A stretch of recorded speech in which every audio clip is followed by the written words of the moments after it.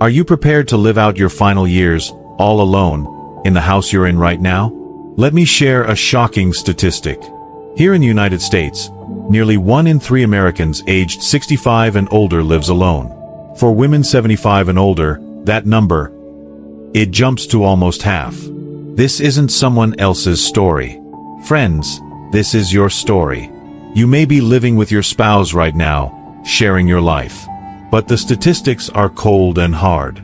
One spouse almost always passes away first. And the one left behind will live alone for an average of 7 to 10 years. Many of us have these comforting daydreams. Oh, I'll live with my kids. I'll just move into a nice retirement community.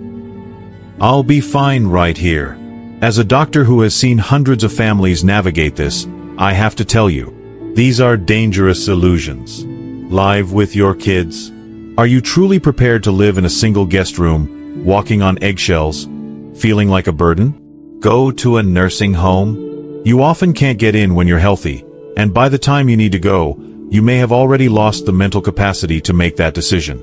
And just dying here is a lonely death, undiscovered for 3 or 4 days, the final chapter you want for your life? Here is the nightmare no one talks about. More than half of all seniors who live alone report going a full week, without speaking to a single person. 1 in 3 doesn't leave their home even once a month. Do you know what this means?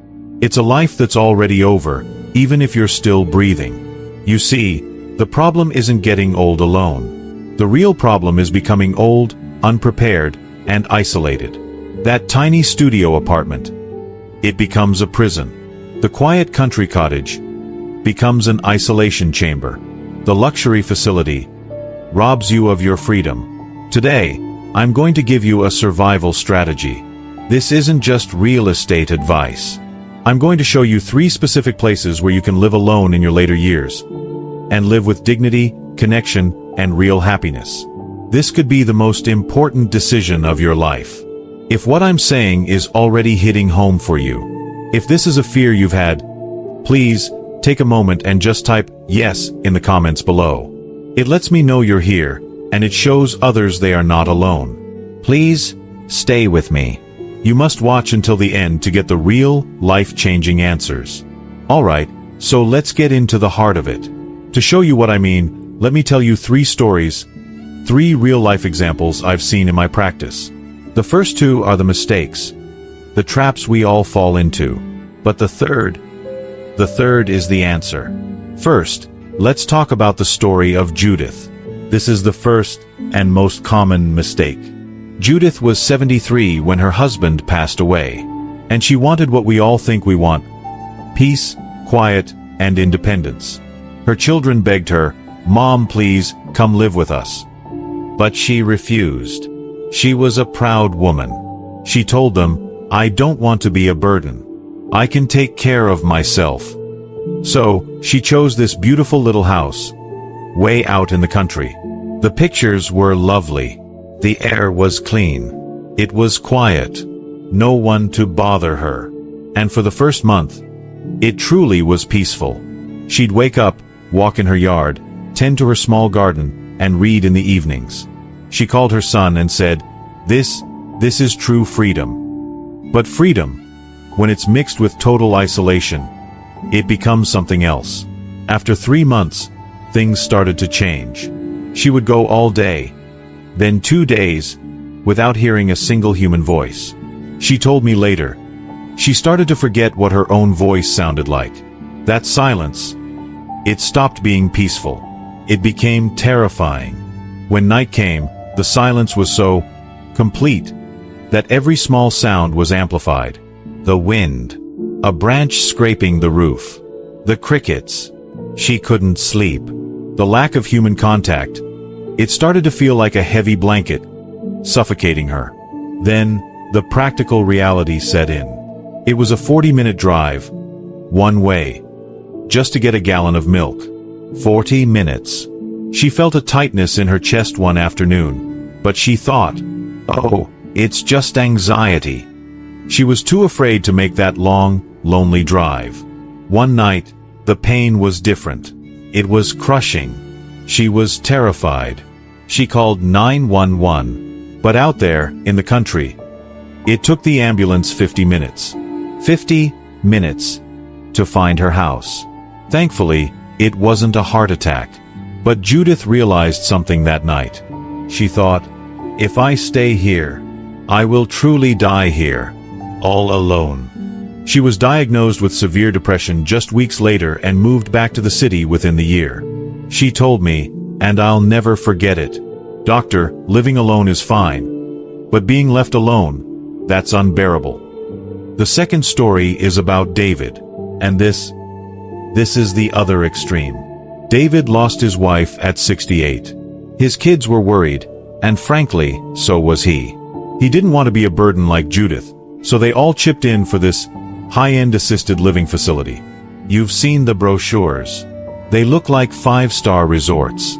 He paid a hefty buy-in, over $40,000, just to get in the door. And he thought, this is it. I'm safe. They will manage everything. And at first, it was heaven. Just like the brochure promised. The facilities were beautiful. They cooked his meals, 3 a day. They cleaned his room. There were nurses on staff, 24/7. The emergency call system was perfect.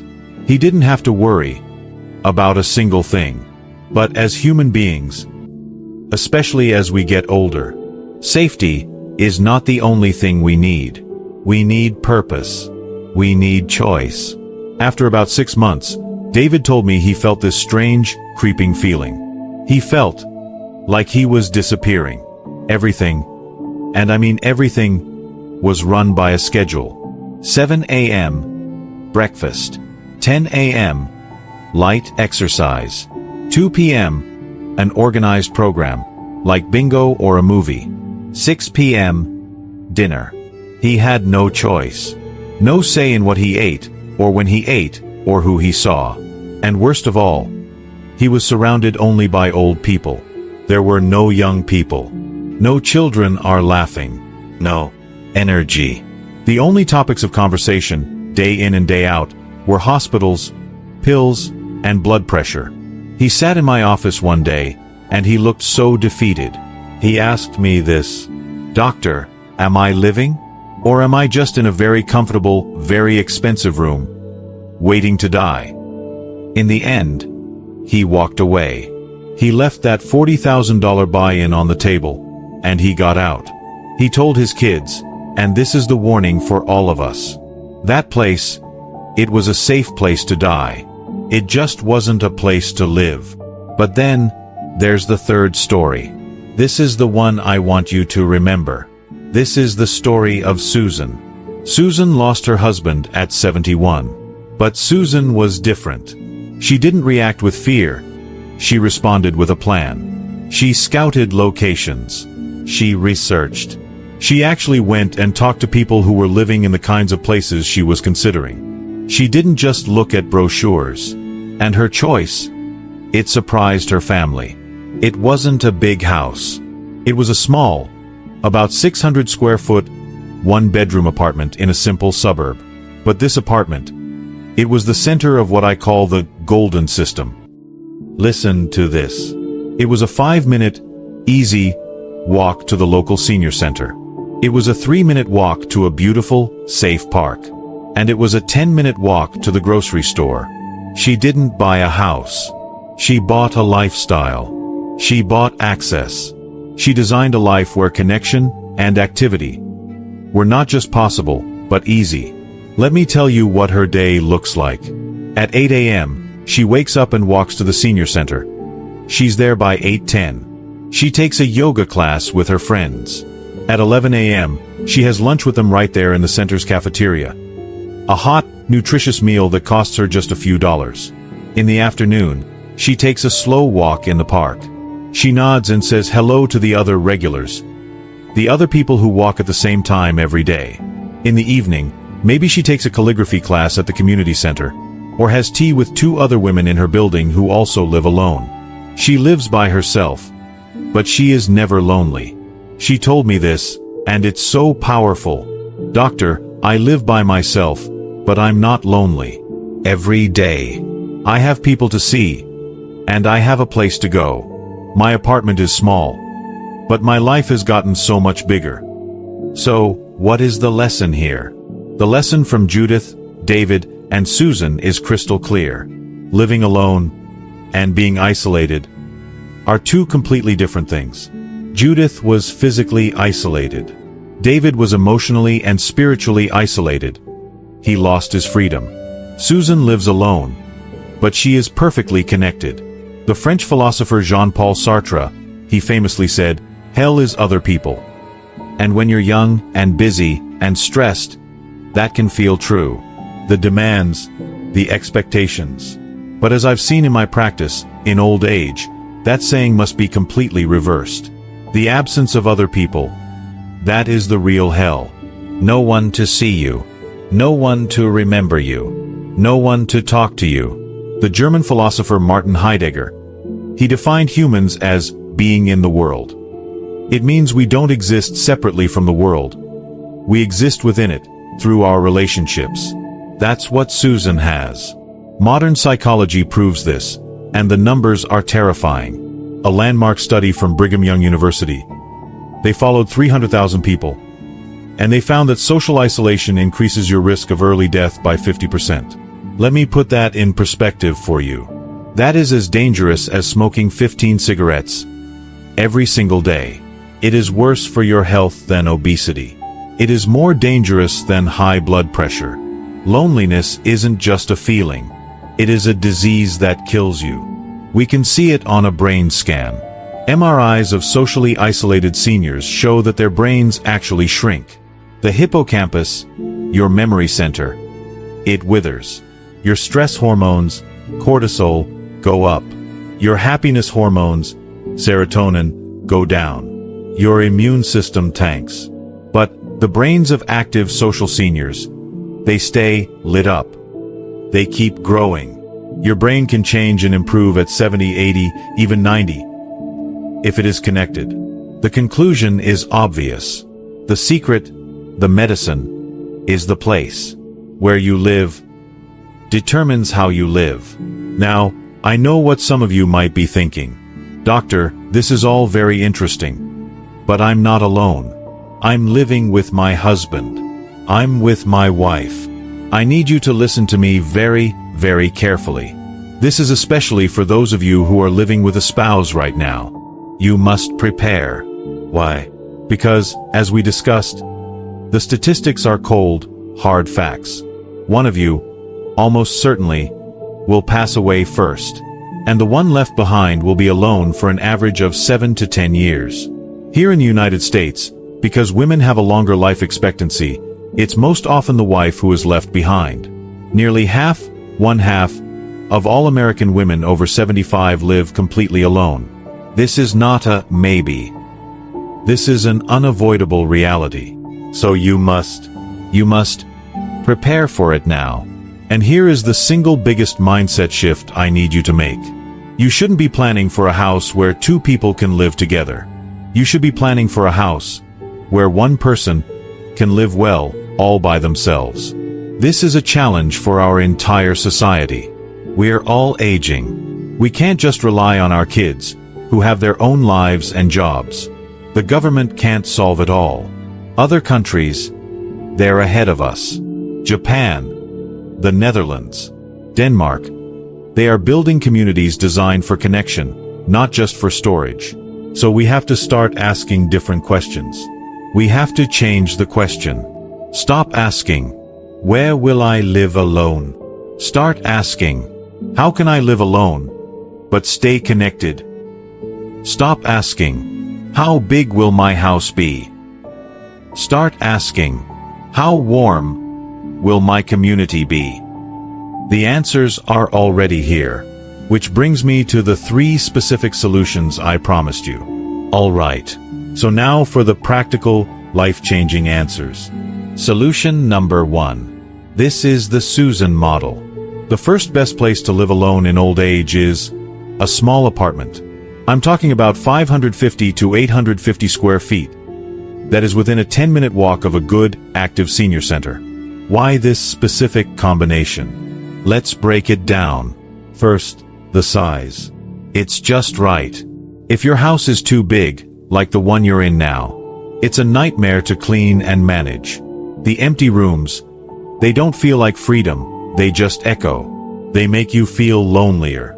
But if it's too small, like a tiny 300-square-foot studio, it's suffocating. There's no room for your hobbies. No space to even have one friend over for tea. 550 to 850 square feet. A one-bedroom or a small two-bedroom. That is the sweet spot. But the real key, the magic, is the senior center. For a senior living alone, a good senior center it's a lifeline. It has everything. It has your morning yoga class. It has a lunch program where you get a hot meal for a few dollars. It has the afternoon art class, the computer class, and the book club. But most importantly, it has people. It has the faces you see every single day. The friends you say hello to. The companions you laugh with. This is the single most powerful, vaccine against the disease of loneliness.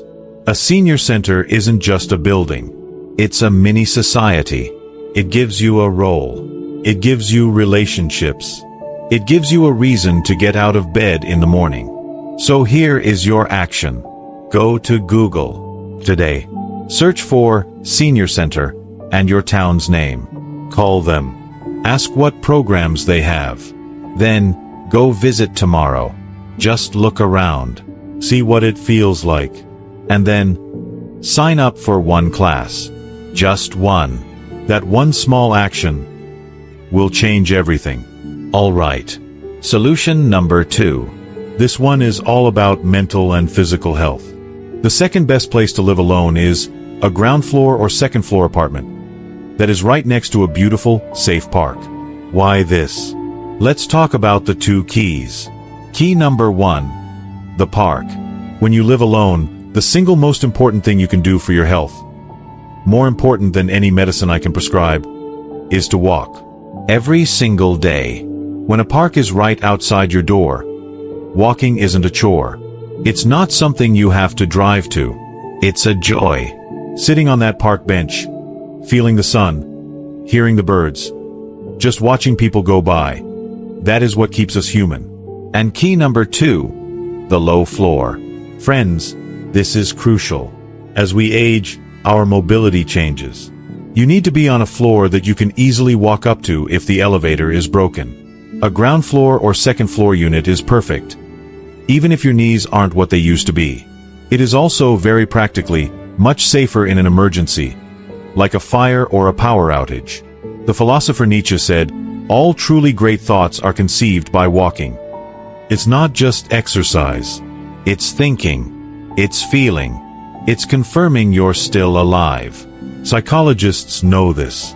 Just 30 minutes of walking in nature can reduce the symptoms of depression by 50%.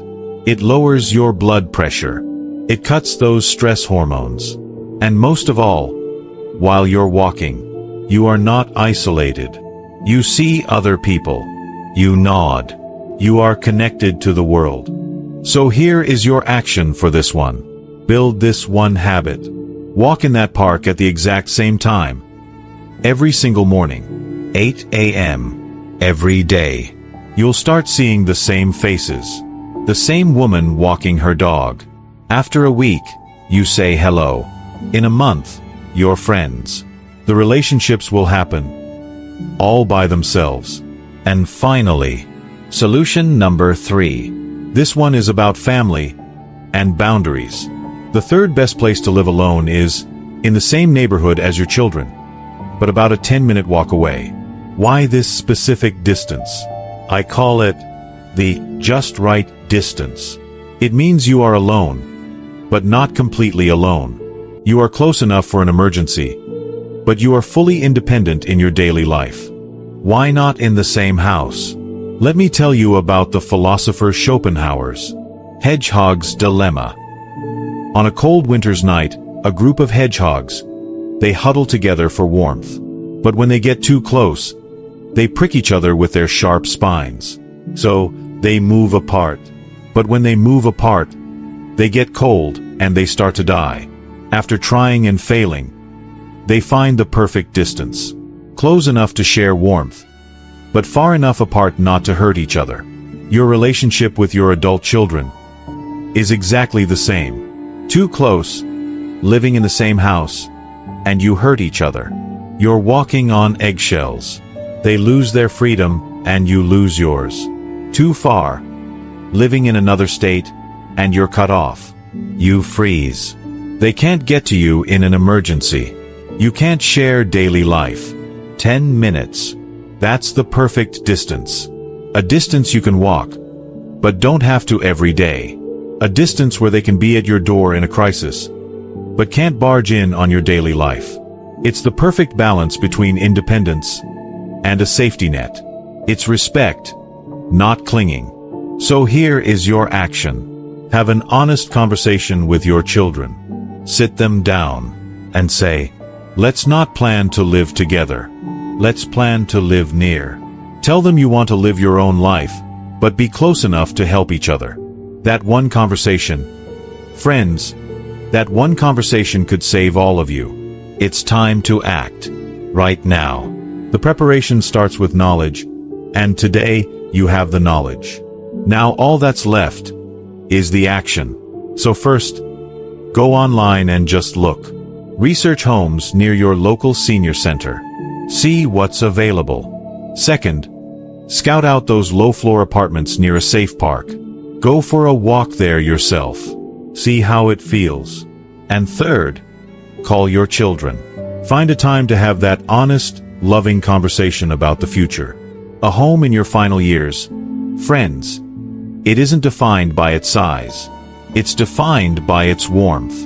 It's about finding that place where you can be alone, but not lonely. Small, but not suffocating. Quiet, but not isolated. And finding that home. Finding that perfect place. It isn't luck. It's preparation. Remember what we talked about at the beginning? That fear. A prepared life, lived alone, is not something to fear. It can be the most free, the most fulfilling, and the most dignified life of all. As we wrap up, I have one last request. We've explored 3 critical strategies today. 3 paths to a safe and connected future. But knowledge is only powerful when we put it into action. So now, I have one important question for you. What is the one action you will start to explore after watching this? Please, go to the comments below. It's simple. Just type the number. Number 1. If you're going to start researching a home near a senior center. Number 2. If you're going to scout that low-floor home near a park. Or number 3. If you are making a promise to talk to your children. Your comment. It's a promise to yourself. But it also shows others in our community that they are not alone in making this plan. Let's prepare together. And let's age together with wisdom. And if you found real value and, I hope, some peace in our time together, please show your support by giving this video a like. To make sure you continue on this journey with us, and never miss another video full of life-changing wisdom, hit that subscribe button. It's more than just subscribing. It's joining a community, a family, dedicated to living our best lives, together. And finally, think of one person, just one person in your life, who needs to hear this message. Please, share it with them. You might just change their life. Thank you so much for watching, all the way to the end. Until the day you can live alone, without ever being lonely, I'll be here with you. I truly wish for your later years to be peaceful and filled with dignity.